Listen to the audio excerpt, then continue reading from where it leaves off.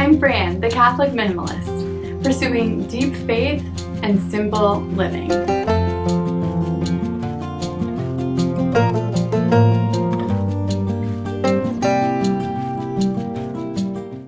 Today's topic is Advent, the season of the church calendar leading up to Christmas. This year it starts on December 1st, which means we're getting pretty close.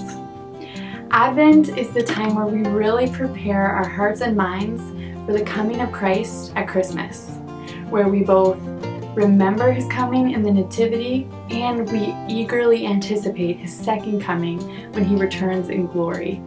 So Advent is meant to be a time of spiritual preparation. How often, though, do those spiritual preparations get put kind of on the back burner because of our practical preparations, the shopping and wrapping and decorating and baking and all those good things that sometimes, though, take precedence over our spiritual preparations. So today I want to give you 2 tips for making the most of Advent this year. First tip is to start preparing now. So for my husband and I, we have decided that November will be the time where we make our list of who we're going to shop for and actually do the shopping in order to keep ourselves away from the stores during Advent as much as possible.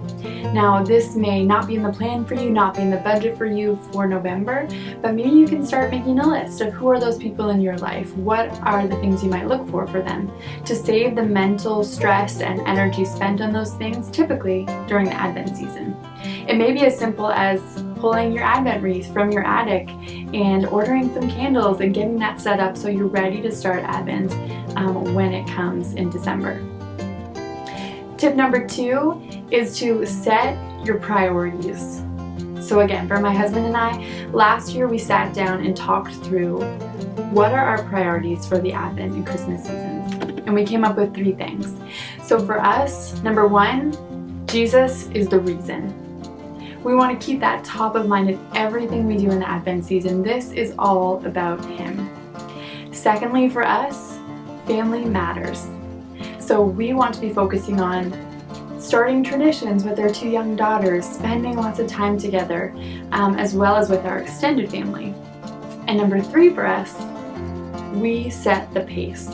So there are so many opportunities and invitations and things that we can be doing during this exciting Advent and Christmas season. But we remind ourselves that we set the pace. We get to decide and discern what to say yes to and what to say no to in order maybe to keep Jesus central and then family next after that. So what about you? What are your priorities for the Advent and Christmas season? And then use those as a guideline and a framework for how you spend your time.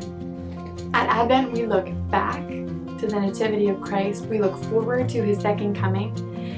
But we also recognize that the Church has given us this beautiful season that we might experience Christ more fully now.